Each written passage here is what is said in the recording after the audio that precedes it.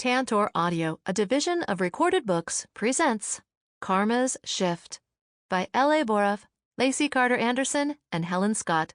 Narrated by Tiffany Morgan and Cody Roberts. Chapter 1. Emma. The coffee shop in the little outdoor mall at the edge of Mystic Hollow had become one of my favorite places to people watch. The baristas knew how to make a latte, light on the sugar, taste like heaven. And what was more, I had found it easy to tuck myself into a back corner in the shop and go between people watching and reading my latest spy novel.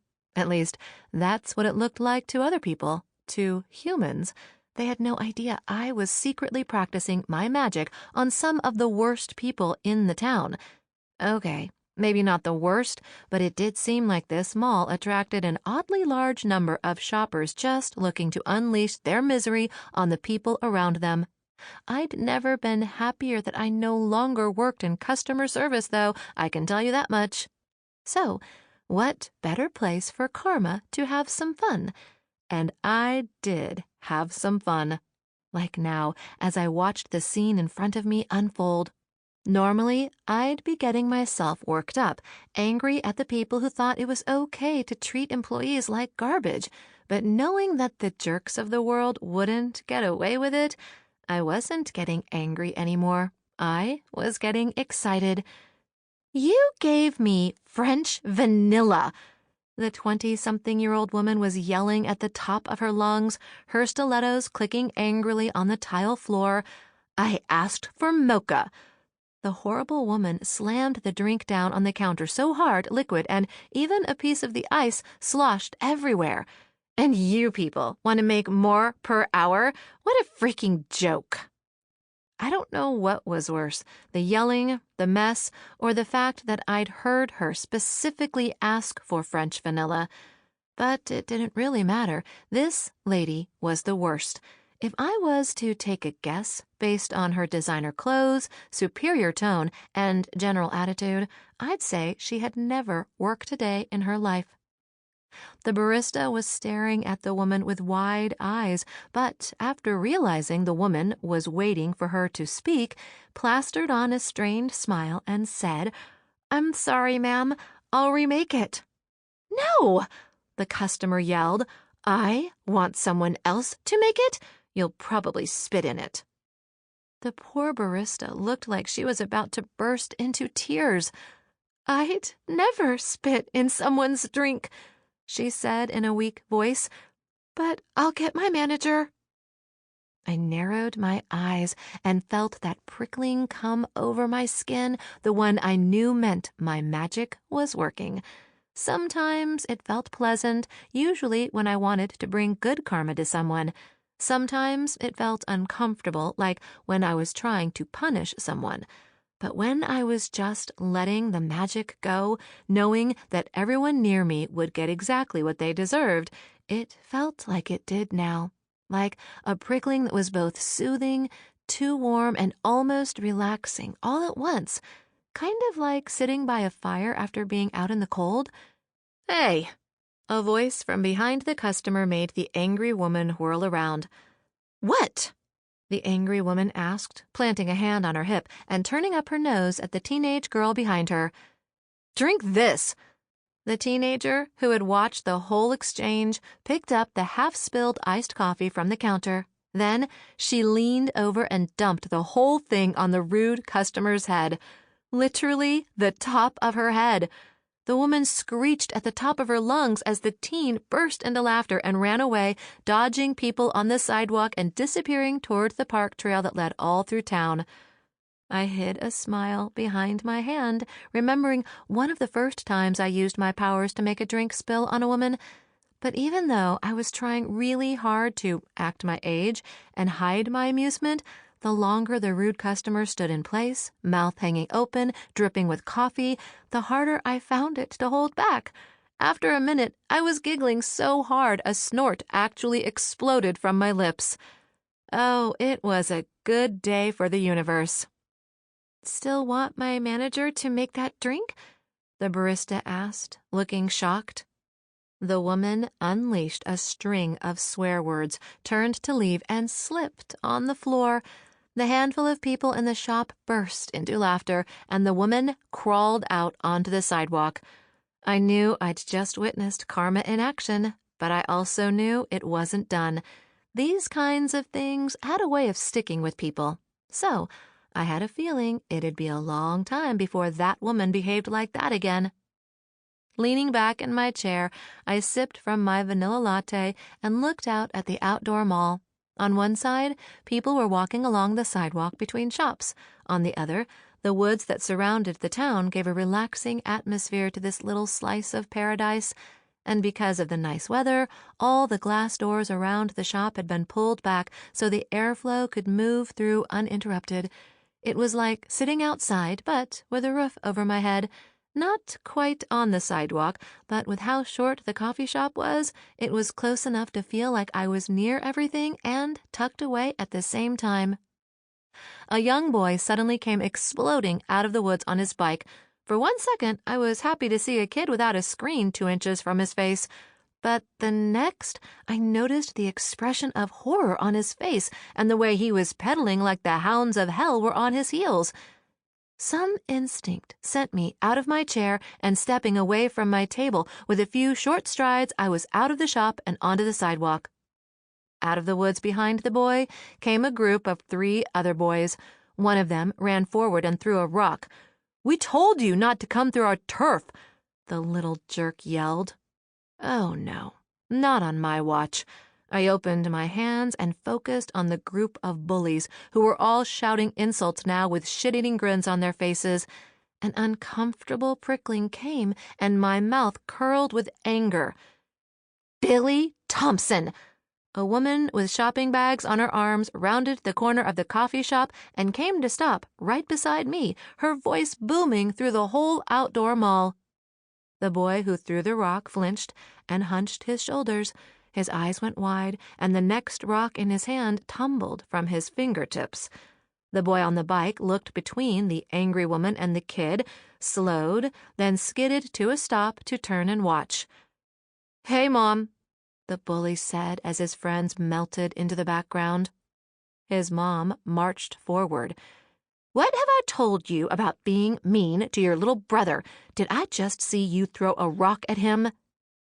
I grinned and watched her grab the boy by the ear. He was in for it now. She berated him as she dragged him away from the coffee shop, and I felt my muscles relax. I hoped the boy wasn't a bully because his mom was, but then I pushed the thought aside. That's not how karma worked.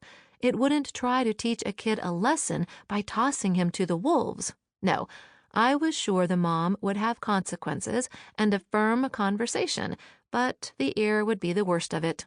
I had never been a fan of physical consequences with my own son, but then my son had never bullied other kids. He wasn't an angel either, but no one was. I sighed. It was getting late. And if I started thinking of my son, I'd start thinking about his dad, who was probably still a toad somewhere in my neighborhood. And if I started thinking about Toad Man, I'd start thinking about the scary note someone left on my doorstep. It was a nice day. There was no way I was going to obsess about all of that right now, even though my heart was already starting to speed in my chest. With a sigh and a couple deep breaths, I drained my coffee, relishing the last delicious mouthful. It was time to head home. As I tossed the cup into the garbage can on the sidewalk, my bladder squeezed, reminding me I was over 40 and had been drinking coffee for hours. As much as I wanted to pretend birthing my son hadn't done major damage to my insides, I'd never again be that woman who could rock a concert all night and not use the porta-potties every couple of hours. Oh, to be young again. And then I remembered all the dumb things I'd done when I was younger and grinned. Nah, I'd keep my weak bladder and bad back if it meant I could keep my lessons too. Those were hard-earned, and I wasn't about to give them up so easily. Even so, this meant I needed a pee break pronto. I sighed and weaved through the outdoor mall, heading for the cleanest bathroom. It was a little further from my house, but well worth having a toilet seat cover, paper towels, and a clean toilet. After using the facilities, I headed down a side street toward my neighborhood. Not only was sitting downtown a great practice for my karma, the walk to and from had helped me feel like I got a bit of exercise in, especially given how hilly the roads were. As I huffed up the street, going through a stretch lined by woods rather than houses, another perk of small-town living, the afternoon seemed to get oddly dark. I picked up the pace, huffing as I headed up the hill. The forecast hadn't called for rain, or I wouldn't have come today, or at least I would have brought an umbrella. I eyed the sky with concern. It felt kind of strange to watch the dark clouds rolling in so quickly. Had the weather always changed this fast in Mystic Hollow when I was younger? I wasn't sure, but I thought it had. Still, it made me feel unsettled when the clouds moved over the sun and darkness washed over me. What was more, the storm clouds made the temperature drop so dang fast that goosebumps erupted across my flesh. I was going to have to ask the ladies about whether these strange storms were normal due to being so close to the ocean or supernatural. Now that I knew about witches, shifters, and sirens, this storm felt like it belonged in the weird stuff category. When I was about 100 feet from the end of the wooded part of my walk, a growl made me whirl around. At first, I could see nothing to explain the unsettling noise, but then I saw 2 red eyes from the shadows. My heart skipped a beat. It was probably just a rabid beaver, right? Or an angry raccoon? Or a bunny who's angry at life? I gripped my purse strap and took a step back, breathing hard. Suddenly, a large black wolf leaped from the shadows. Its lips peeled back, and a roar tore from its lips, seeming to shake the woods around us.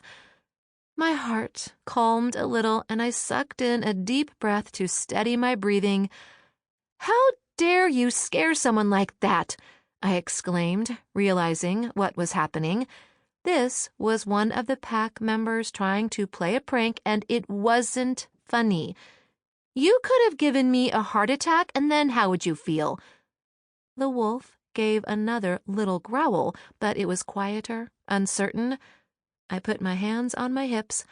"What would your mother think of you scaring ladies who are just trying to walk home, huh?" The wolf lowered his head and looked up at me with guilty, worried eyes. "You should feel bad," I exclaimed.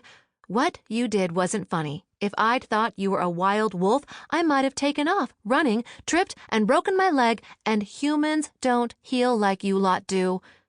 He cowered more, tucking his tail between his legs. "That's right. You take yourself home right this instant and stop trying to scare people." As he turned toward the woods, I thought of something else. "Oh, one more thing. You go tell your alpha that you risked exposing your kind for a stupid prank. Go, tell him right now, before you even go home." The wolf let out a pitiful whine, then slinked into the woods. Served him right, little trickster. He had to learn. I carried on, turning onto the road that led down to the ocean and my neighborhood. I lived in the house my parents had owned, with a large lot and a backyard that faced a white sand beach and the rolling waves of the ocean. At least I wasn't heading back to the home I'd had with my ex. Yes, I knew how lucky I was for such a home. When I turned off the road and down my driveway, I stopped at the mailbox. There was nothing but a postcard for Mystic Hollow. It had no stamp, no address, and no return address. Only one thing was written on the back. Tick-tock. Thunder sounded above me, and a tremble ran through me, making my legs shaky. The postcard tumbled from my hand, and I crumbled onto the sidewalk. I knew that handwriting. The person who knew about my husband. They were here, and they weren't going away. Chapter 2. Emma. Thinking about the postcard and what it had to mean, I felt a little lost. Who could possibly know what I'd done to my ex when I'd barely understood it myself at the time? I'd turned him and his lover, girlfriend, affair partner, whatever you wanted to call her, into toads in my backyard and run for it. There would have been no reason for a supernatural to be hiding in the shadows of my garden, nor did I believe any human would report seeing something like that. People would just think they were crazy. So, who could have sent me this note and the last one? Climbing to my feet, I stared down at the postcard again and tried to feel brave. For some reason, even after facing vampires, sirens, and shifters, the situation with my ex shook me in a way I was ashamed of. I felt like I was coming to terms with being betrayed and having our marriage fall apart, yet I still didn't feel too guilty about the toad thing. If karma had made it happen, wasn't it what he deserved? If I ever again met the old lady I'd saved in the street, I'd have to ask her about it. Part of me, and I'm talking more than just a little bit here, wanted to track her down and give her a piece of my mind, but an even bigger part wanted to track her down just so I could ask her how all this worked. I mean, what kind of crap was that to just dump a supernatural ability on someone and disappear? It was like my son coming home and just leaving his laundry for me to do.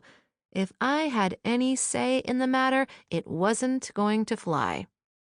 I trudged up the path that cut through my front yard, feeling a little lost.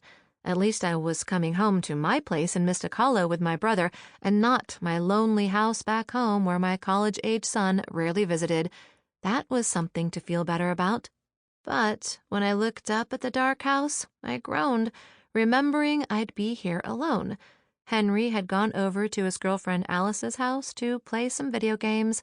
I'd known that, but after getting that postcard, it had slipped my mind. As strange as it seemed, I didn't like the idea of being here alone, not at all.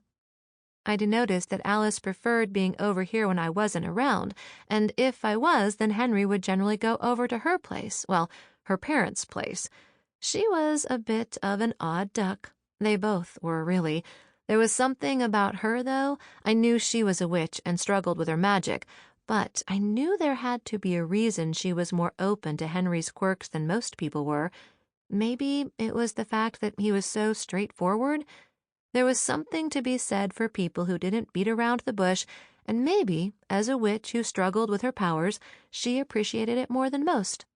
Worrying about my brother's love life was not what I needed to be concerned about right now, though. He and Alice were perfectly happy with one another. I was the one getting creepy notes and postcards left for me.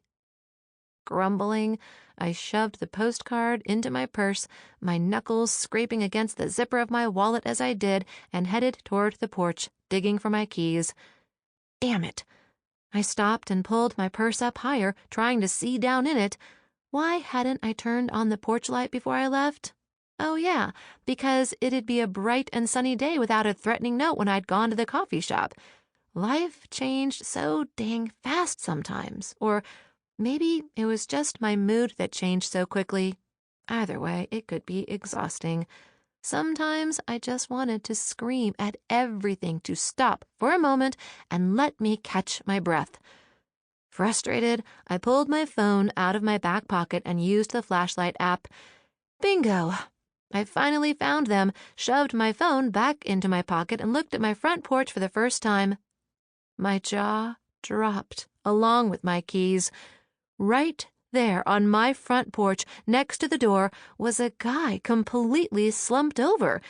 And it didn't take a doctor to see that he was dead.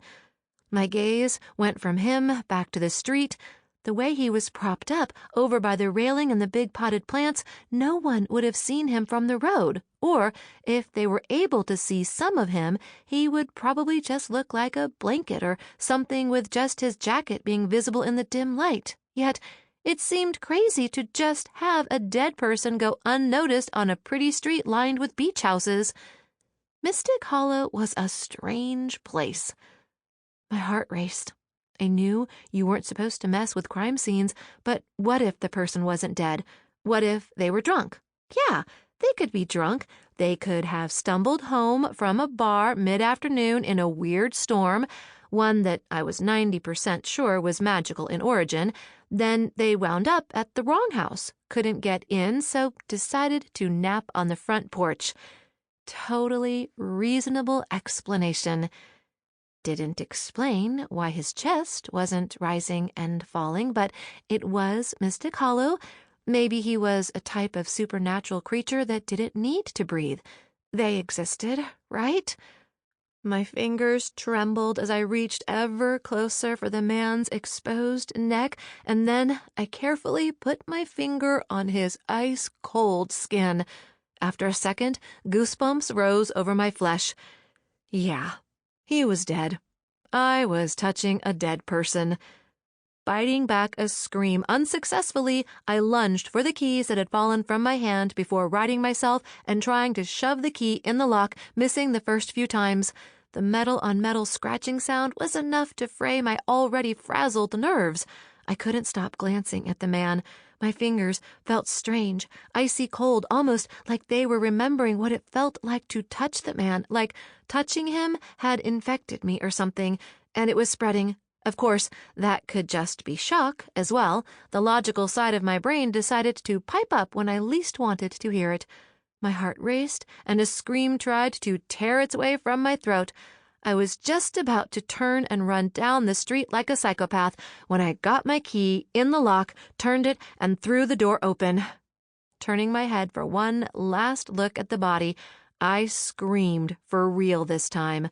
Full-on bloody murder, in the shower in psycho kind of scream. Woke up from a nightmare and I lived on Elm Street kind of scream. There was a ghost on my front porch. I know scary shows have depicted ghosts in a lot of different ways, but this man looked like an entirely gray, slightly glowing version of any other man. His hair was as dark as his eyes, which was to say about the color of pitch, and his age was hard to guess, but perhaps he was in his late 40s. He drifted just a foot or so off the ground, his pose casual, almost touching the body below him.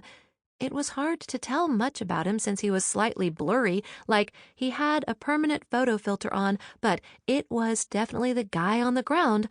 I just had no idea who he was. I held my breath in an attempt to stop myself from screaming even more. So, ghosts were real too? Perfect. Just perfect. But could it hurt me? Or was it just going to suddenly vanish into the unknown? Or could it possess me and turn me into a puppet for its own amusement? "You're in big trouble," the ghost said in a sing-song voice, shattering the silence. I screamed again, just as loud, long, and blood-curdling as before, and it was like everything hit me at once all over again. The note, the body, the ghost. It was too much. Running inside, I slammed the door, not stopping for a second. I headed straight for my bedroom and slammed that door, too. Ghosts were real. Ghosts could talk, and there was a dead guy on my porch. Oh, after receiving the note and almost being scared to death by a teenage shifter. Worst day ever. None of this was good. Someone should have warned me about all of this. There should be a handbook, not for the recently deceased, but for the recently inducted into the supernatural. Each creature could come with a description and state like a football player or a D&D character. I heard a creak in the house. Heck, could the ghost just drift inside? Probably. Walls likely didn't stop spirits. That made sense. Unfortunately. I yanked my phone back out, hands shaking. I was fairly sure the neighbors would be calling the police after the sounds I'd just made. Not that I cared, really. I needed serious help, and I needed it pronto. Chapter 3. Daniel. My nose caught a scent I'd never picked up before. Given the fact that I was deep in my family's land, there shouldn't have been any scents belonging to any shifters, besides my own, of course. The wolves sometimes drifted over the property line a little, but I didn't mind as long as they didn't come too far in. This was different. The smell wasn't a wolf or any other shifter I knew of. Just like humans could hear a voice and know who it belongs to, even if they don't see them. Shifters in a town this small got accustomed to each other's scents. I didn't believe there was one among us I wouldn't be able to identify within seconds. Which meant this scent didn't belong to one of the shifters in Mystic Hollow. It was a stranger, one who was cocky enough to step into an unknown bear's territory. Growling low in my throat, I moved my bulky body and followed the scent with my snout close to the ground. I had to find whoever it was and let them know in no uncertain terms they weren't welcome here. Other shifters should have known better. They should have smelled me and given a wide berth. As a bear shifter, we were top dogs, so to speak. Wolves might be fast and fierce, but an angry bear? That was a whole other level. Even a pup would scent a bear's territory and run the hell away. Not that I'd be rough with a pup, but I would carry it straight back to its mama, mostly because it'd need to learn the lesson. Not all bears were as forgiving as I was. But this scent, it wasn't a pup. There was something off. Something my bear instinct screamed to be wary of. Whether it was the beast within me that was nervous, or the ex-sheriff part of me, I had a feeling that whatever shifter brought this scent would be trouble. Following the scent took me close to my truck, which was a surprise. I would have thought even a foolish person wouldn't do more than skirt the outlying areas of my land. But to come close to my home? To property clearly marked, even by human standards. Whoever this was, I didn't trust. Not when they were so clearly willing to flout property lines, legal and otherwise. When I passed within a few yards of the truck, my sensitive bear ears picked up the sound of my cell phone ringing. I stopped short, trying to decide which should be my priority. I didn't get many calls, so when I did, they were usually pretty important. But this cocky shifter would also need to be dealt with. Snuffing air out of my snout in frustration, I ambled toward my truck. I'd never make it in time to answer the phone, but I'd call back whoever it was. Then, I'd go after the strange scent. Beside my truck, I shifted back into my human skin, feeling my bones crack and my shape shrink.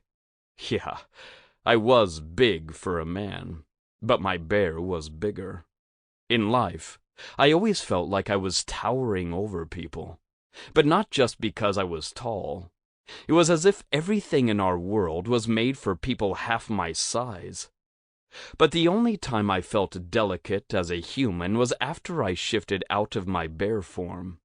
Then, and only then, I seemed too small for this world. Opening my door, I picked up my phone, which sat on top of my clothes on the seat of the truck. I fully expected a call from one of the wolves.